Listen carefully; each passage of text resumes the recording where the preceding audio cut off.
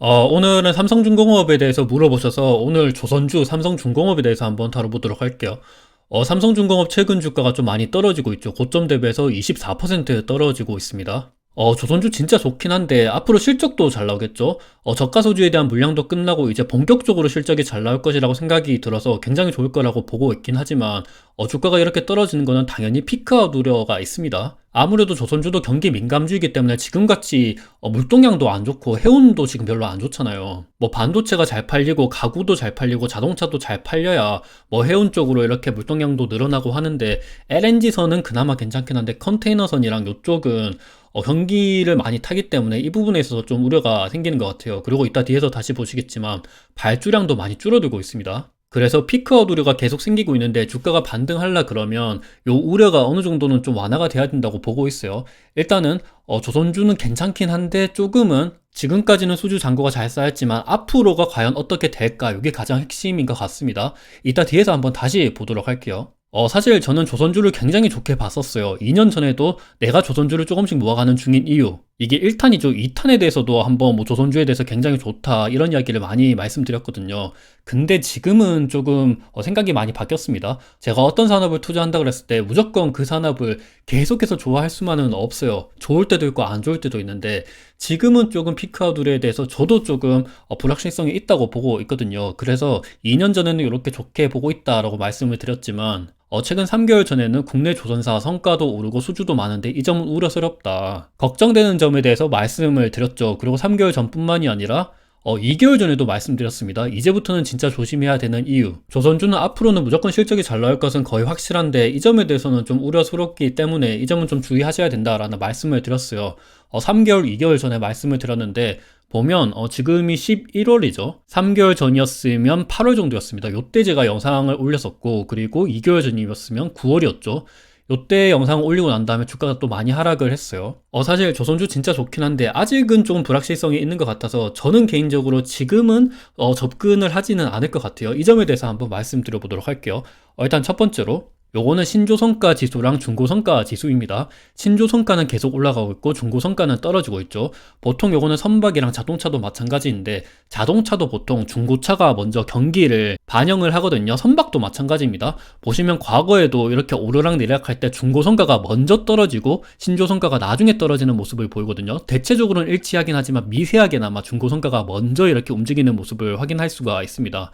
자동차도 마찬가지죠. 자동차 같은 경우도 최근에 중고차 가격이 많이 떨어지고 있는데 반대로 신차 가격은 많이 떨어지고 있지는 않아요. 선박에서는 이러한 게 조금 더 극명하게 나타나고 있죠. 중고성가는 많이 떨어졌는데 반대로 신조성가는 많이 오르고 있습니다.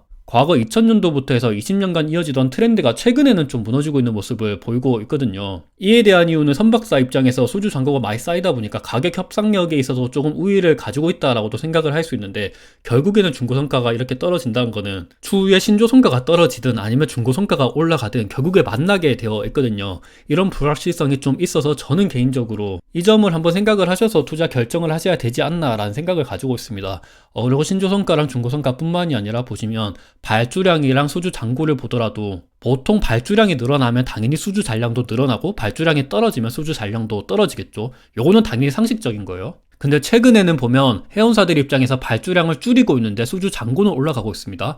요런 현상들이 왜 일어날까라고 생각을 해보니까 요것도 선박시장에서 공급이 많이 제한되어 있기 때문인 것 같아요. 일단 도크가 많이 차있기 때문에 발주를 그만큼 더 안 늘려도 수주 잔고가 안 떨어진다는 거죠. 근데 결국에는 이렇게 발주량이 떨어진다는 거는 수주 잔고도 떨어질 수밖에 없거든요. 그래서 이런 점에 있어서 이따 뒤에서 한번 다시 보시겠지만 선박 발주량 자체가 2011년도를 피크치고 조금씩 떨어지는 모습을 보이고 있거든요. 요 데이터를 한번 보시면 될 것 같아요.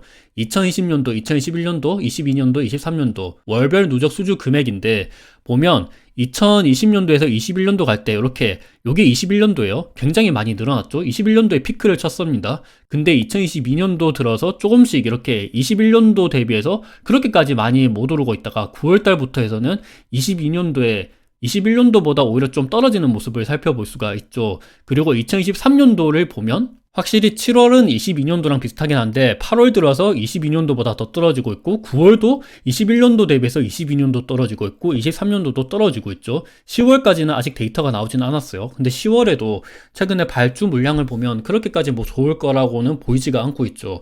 그래서 이렇게 발주 물량이 떨어지고 있다는 거는 수주 잔량에 있어서 장기적으로는 떨어질 수가 있기 때문에 피크아웃 우려가 계속해서 이렇게 시장에 대해서 불확실성을 가지게 만드는 요인인 것 같습니다. 그래서 이런 부분들도 좀 생각을 하셔서 투자를 하시는 게 좀 좋을 것 같아요. 그리고 보시면 조선 5사의 합산 시가총액 같은 경우는 유가랑 같이 움직이는 모습을 많이 보이고 있거든요. 요거는 2001년도부터 지난 20년간 조선사 시가총액이랑 5일 유가는 같이 움직이는 모습을 보였습니다. 유가가 오를 때 조선사 주가도 올랐고 유가가 떨어질 때도 조선사 주가가 떨어지는 모습을 보였거든요. 근데 최근에 보시면 최근에 뭐 이스라엘 하마스 전쟁 때문에 유가가 많이 올랐죠. 여기 보면 80불을 넘었습니다. 요거는 아직 뭐 최근 데이터가 반영이 되지 않았기 때문에 일단 80불인 것 같아요. 최근에는 70불까지 떨어지긴 했어요. 그치만 일단은 뭐 그걸 보자는 게 아니고 브렌트유 가격이 이렇게 올라가는데 시가총액은 떨어지고 있죠. 요게 왜 그러냐. 앞서 보신 것처럼 좀 트렌드가 과거랑 다르게 움직이는 모습을 보일 수 있는데, 왜냐하면 최근에 유가가 많이 오른 거는 뭐 지정학적인 리스크도 있지만 오펙 플러스에서 감산을 많이 한 영향도 있거든요. 근데 이렇게 조선사 시가총액이 떨어지는 거는 경기를 좀 반영을 하는 것 같아요. 일단 조선사들도 경기 민감주의이기 때문에 경기를 당연히 탈 수밖에 없는데, 해운사들의 실적이 좋고 해운사들의 발주량이 늘어나야 뭐 조선사들의 실적도 좋을 수가 있는데 수주 잔고도 차겠죠. 근데 최근에는 좀 그런 흐름이 좀 깨지는 것 같다. 뭐 전쟁 이슈라든지 감산 문제 때문에 유가는 오르고 있지만 조선사들의 주가가 떨어지는 게 경기가 좀 안 좋아서 그런 게 아닐까라고 한번 생각을 해볼 수 있을 것 같습니다. 그리고 이것뿐만이 아니라 보시면 삼성중공업의 매출이 좀 많이 늘어나고 있어요. 그래서 올해 예상되는 매출액은 거의 한 7조 8천억이 예상이 되고 있습니다. 영업이익은 2,300억이에요. 근데 올해 예상되는 마진은 3% 정도인데 보통 조선사들이 제조업이죠. 그래서 마진이 많이 나와봤자 10%거든요. 10%도 지난 10년 동안 거의 최고치, 연간 기준도 아니에요. 분기 기준으로 거의 최고치가 단 한 번 있었던가? 그럴 거예요. 그때 기준으로 10% 정도 나왔는데, 올해 말고 내년을 한번 생각을 해보더라도 많이 나와봤자 한 5%, 7%가 아닐까라고 생각을 하거든요. 그런 거를 따졌을 때 올해 기준으로 삼성중공업의 매출액이 7조 8천억인데 지금 삼성중공업의 시가총액이 6조 3천억이거든요. 근데 만약에 영업이익률을 5% 잡는다 그러면 7조 8천억의 영업이익률 5%면 거의 한 3,900억 영업이익이 나오죠. 근데 PER을 10배 주면 3조 9천억이거든요. 근데 시가총액 6조 3천억이면 조금 비싼 거 아닌가? 라고 생각이 들고 있죠. 진짜 크게 잡아서 영업이익률 10%를 잡으면 그나마 괜찮긴 해요. 근데 과연 영업이익률 10%를 달성할 수 있을까라는 우려가 좀 생기고 있죠.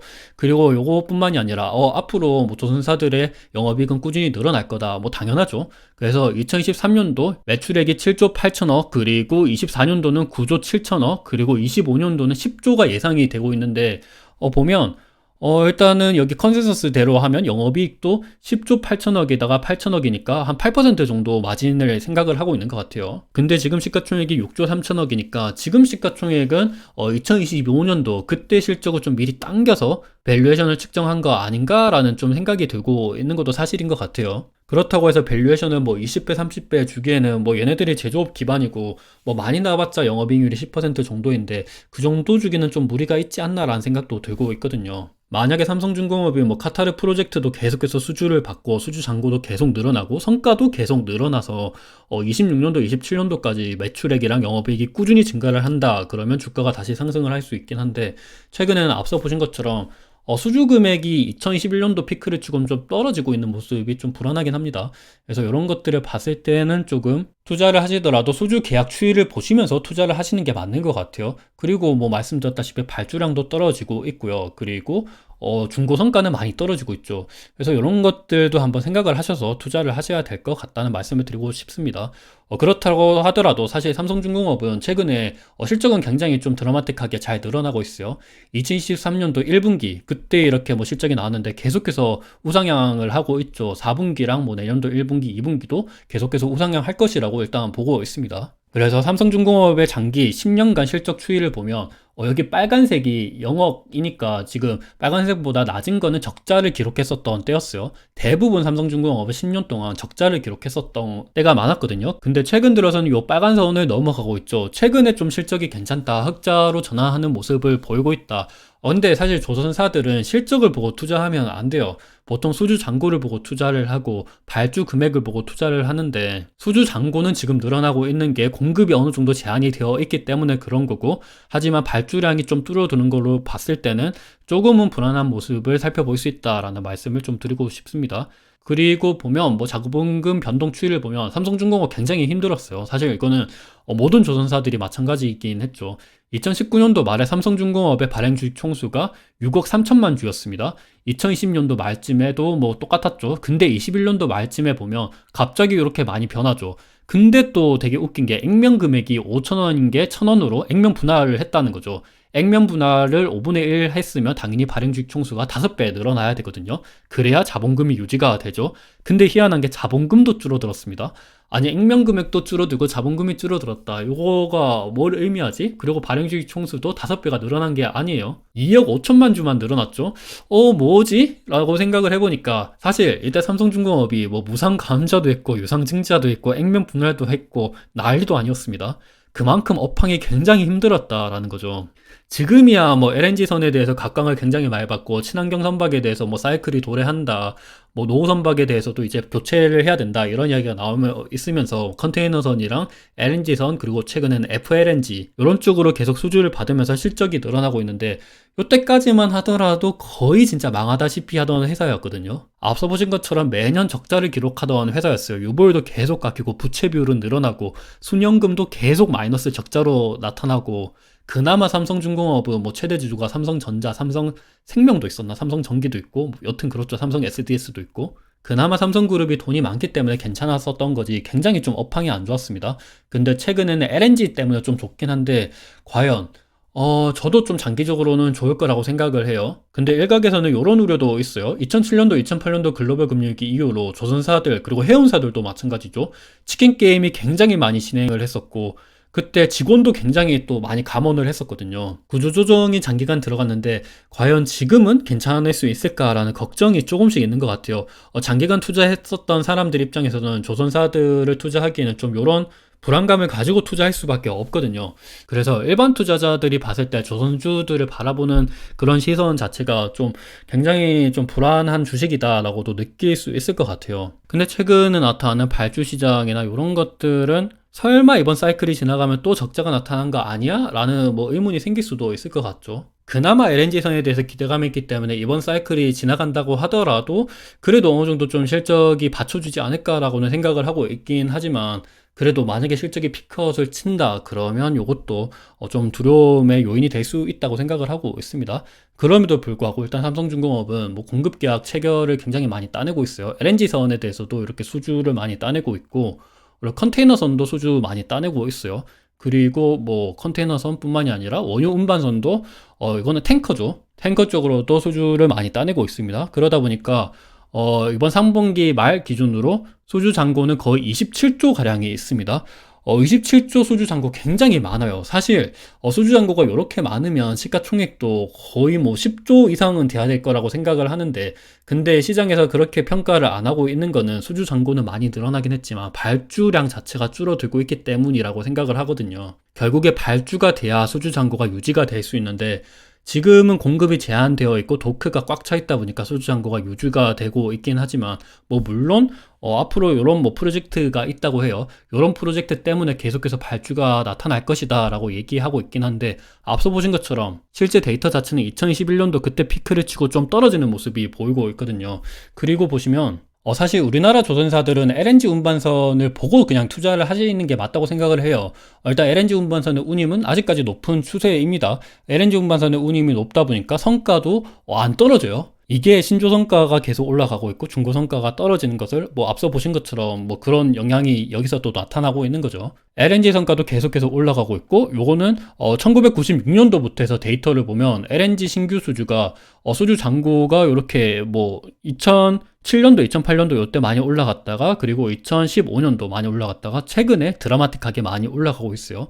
장기적으로는 LNG선이 좋을 거라고는 생각을 하고 있거든요. 그리고 시장에서도 뭐 요런 기대감 때문에 PBR 같은 경우도 지난 뭐 10년 전 PBR까지 올라왔죠. 지금 PBR이 거의 한 1.7배 정도까지 올라왔습니다. 그래서 사실 조선주들을 투자할 때 지금 사이클이 지나간다고 하더라도 LNG선에 대해서 기대감을 가지고 LNG선 뭐 운임 지수가 어떤지, LNG선 성과가 어떻게 변하는지, 수주 잔량이 어떻게 변하고 있는지, 발주는 잘 따내고 있는지 이런 데이터를 보시면서 투자를 하셔야 되는 게 맞다고 생각을 하고 있고, 그래서 뭐 다 좋긴 한데, 근데 결론적으로는 지난 20년간 결국에 조선사들은 경기랑 같이 움직였거든요. 경기가 좋을 때 조선사들도 좋았지만 경기가 안 좋을 때는 조선사들도 안 좋았어요.